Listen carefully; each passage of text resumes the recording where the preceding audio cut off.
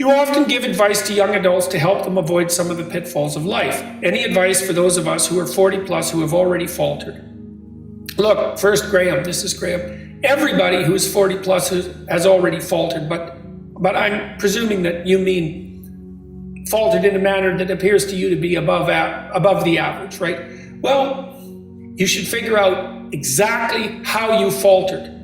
Like, what exactly did you do wrong? By your own analysis, right? I'm not saying, well, what social rules did you break? Although that's not a bad initial guideline. It's like, one of the things you might want to figure out is, well, when you say that you faltered, like, what do you mean exactly? And I mean exactly.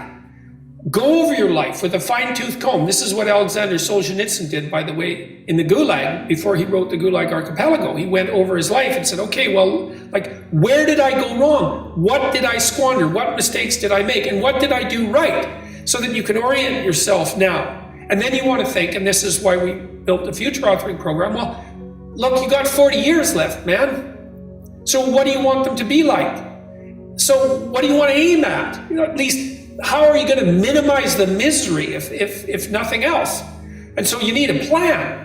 And then what you need to do is to figure out how to work day to day so that you incrementally approach that plan. So I have another chapter in this new book called Compare Yourself to Who You Were Yesterday Rather Than to Who Someone Else Is Today. And that's really a useful psychological stance for someone who's 30 and over in particular. 20-year-olds can still kind of compare themselves to other 20-year-olds because all 20-year-olds in some way are the same. But 40-year-olds are really different from each other, and so are 30-year-olds for that matter. So you might think, okay, well, here's a meditative strategy for ceasing to falter. You could wake up in the morning, or you could do this at night before you go to bed, and you could think, okay, look, I want to structure my day tomorrow so that when I'm done with the day, my life is in slightly better order than it was when I woke up this morning.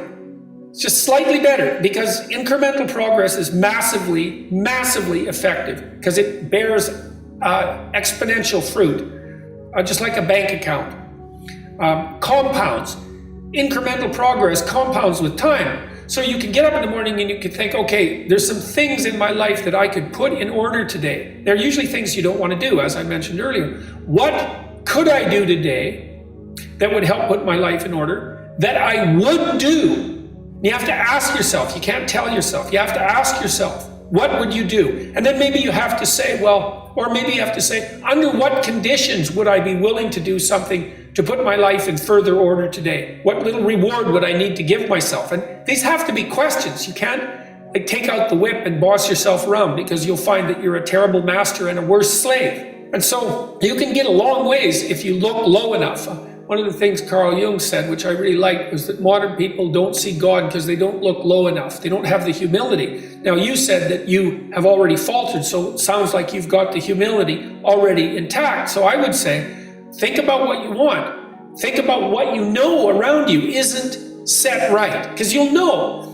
Make a list of things that around you that aren't right. And then start thinking about small things you could do, like trivial things that even a fool like yourself could manage, that would orient you in the right direction and help straighten out your life. And try that for a year before you decide that you're a failure, you know? Because you'll find that if you put that into practice for a year, that things will be a lot better.